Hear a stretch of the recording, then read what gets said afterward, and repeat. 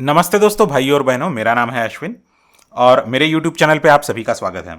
तो हम Maharashtra class 10th का मैथ्स का क्वाड्रेटिक इक्वेशन चैप्टर कर रहे थे, प्रैक्टिस सेट 2.1 का क्वेश्चन नंबर 2 का पार्ट 2 कर रहे हैं। तो इसमें हम 4, 5 और 6 को सॉल्व करेंगे।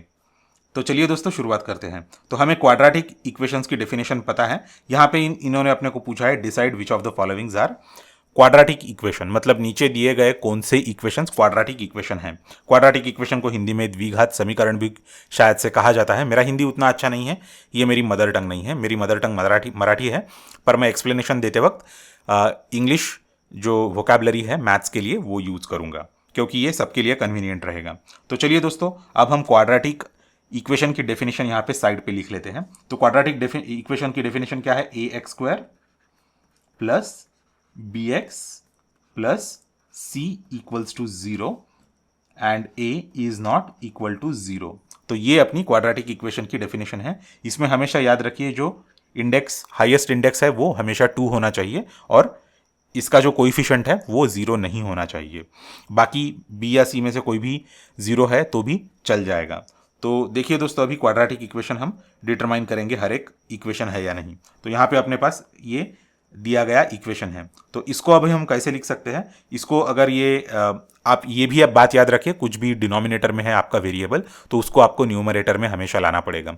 तो उसके लिए उसको कैंसिल करने के लिए उसी वेरिएबल से आप दोनों साइड्स को मल्टीप्लाई कीजिए, क्योंकि यहाँ पे डिनोमिनेटर में एक्स है, ये जो पूरी एंटिटी है ये 1/x है। अगर ये 1/x² रहती थी तो हम क्या करते थे? एक्स स्क्वायर से दोनों साइड को मल्टीप्लाई करते थे। पर अभी फिलहाल ये 1/x है, तो अभी हम क्या करेंगे कि x से दोनों साइड्स को मल्टीप्लाई कर लेंगे। तो वो काफ़ी ईजी है। हम लोगों ने ये सारे प्रॉब्लम्स किए हैं ऑलरेडी, जो पिछले वाले आपके क्लासेस थे, जैसे 8th क्लास है या 9th क्लास है, उसमें हमने ये सारी चीज़ें देखी है। तो अगर आपको ये सारी चीज़ें कंफर्टेबल नहीं है तो मैं आपको ये रिक्वेस्ट करूंगा कि आप वो पुराने सारे वीडियो जाके देखिए। मेरे यूट्यूब चैनल पे सारे के सारे वीडियोस अवेलेबल है, एनसीईआरटी के भी और महाराष्ट्र बोर्ड के मैथ्स के भी। तो काफ़ी रिपीटेशन भी है, पर आप वो सारे वीडियोज़ देख लीजिए और आपको ये जो बेसिक अलजेब्रा है उसमें कंफर्टेबल हो जाइए थोड़ा सा। तो हमने एक्स से दोनों साइड्स को मल्टीप्लाई कर दिया, तो अभी ये क्या होगा आप मुझे बताइए? एक्स स्क्वायर होगा, राइट? ये 1 होगा इक्वल्स टू 2x होगा। इसको अब हम कैसे लिख सकते हैं? एक्स स्क्वायर, अच्छा ये माइनस था, मैं भूल गया था, माफ कीजिए। 2x plus 1 equals to 0। तो ये स्टैंडर्ड फॉर्म में है या नहीं?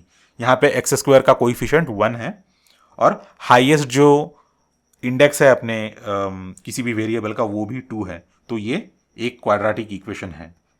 तो इसको मैं ये राइट मार्क कर देता हूँ, राइट टिक मार्क कर देता हूँ, तो आपको समझ में आएगा कि ये एक क्वाड्रेटिक इक्वेशन है। ठीक है, अभी ये वाला हम सॉल्व करेंगे। तो इसको हमें है ना दोस्तों सिंप्लीफाई करना पड़ेगा, क्योंकि आप मतलब दिया गया जो है इक्वेशन उस पर मत जाइए। यहाँ पे m का जो इंडेक्स है वो 1 है दोनों, पर ये दोनों मल्टीप्लीकेशन में है, राइट? तो m का अगर इंडेक्स 1 है और दोनों मल्टीप्लीकेशन में है तो हमको इसको सिंप्लीफाई करना पड़ेगा। तो इसको सिंप्लीफाई करना हमने पिछले वाले स्टैंडर्ड्स में सीख लिया था।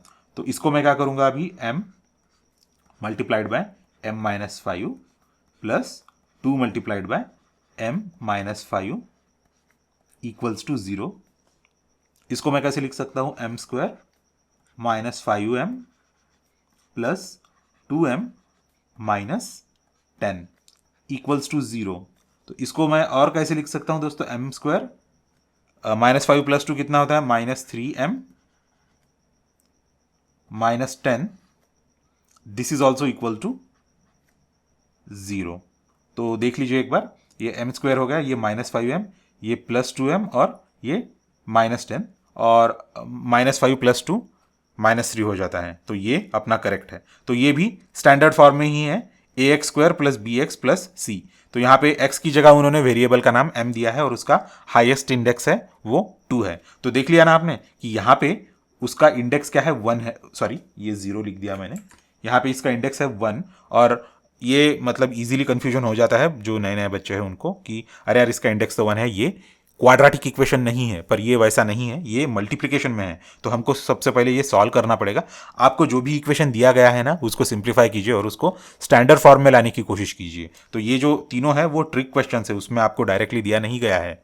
ऑलराइट, तो आप उन सारे इक्वेशंस को हमेशा स्टैंडर्ड फॉर्म में लाने की कोशिश कीजिए, और स्टैंडर्ड फॉर्म में लाने के बाद आप देखिए उनको कि स्टैंडर्ड फॉर्म मतलब क्या, डिनोमिनेटर में कुछ भी नहीं होना चाहिए और दो जो वेरिएबल्स है वो मल्टीप्लिकेशन में नहीं रहने चाहिए। ऑलराइट, दो टर्म्स जो है वो मल्टीप्लिकेशन में नहीं रहने चाहिए।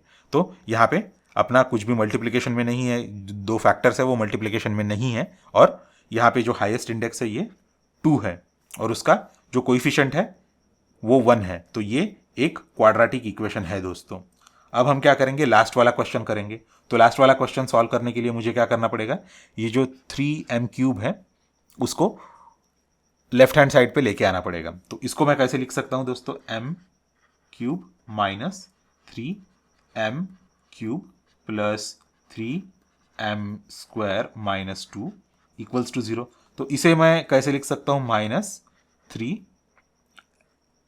नहीं, ये m³ माइनस 3m³ है, राइट, ये -2 हो जाएगा, -2m³ plus 3m² minus 2 equals to 0।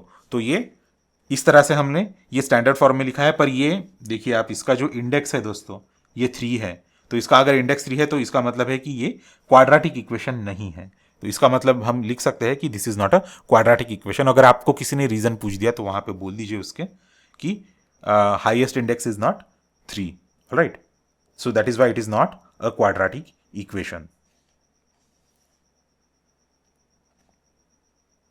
तो इस तरह से हम लोग ये प्रॉब्लम सॉल्व कर सकते हैं कि decide which of the followings are quadratic equations. तो दिए गए इक्वेशंस क्वाड्रेटिक इक्वेशन है या नहीं, ये हमने देखा। हमने ये क्वेश्चन का फर्स्ट पार्ट देखा पिछले वाले वीडियोस में और सेकंड पार्ट देखा इस वीडियो में। तो अब हम अगले वीडियो से क्वेश्चन नंबर 3 शुरुआत करेंगे। उसके भी 2 पार्ट्स हैं, उसमें टोटल मिला के 5 या 6 ऐसे कुछ तो क्वेश्चन है, 6 क्वेश्चन है।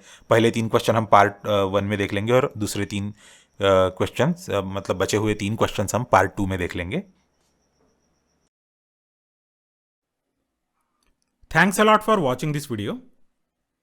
इस वीडियो को लाइक कीजिए और शेयर कीजिए। मेरे चैनल को सब्सक्राइब कीजिए और नोटिफिकेशंस के लिए बेल आइकन दबाइए। अगले लेक्चर में फिर मिलेंगे।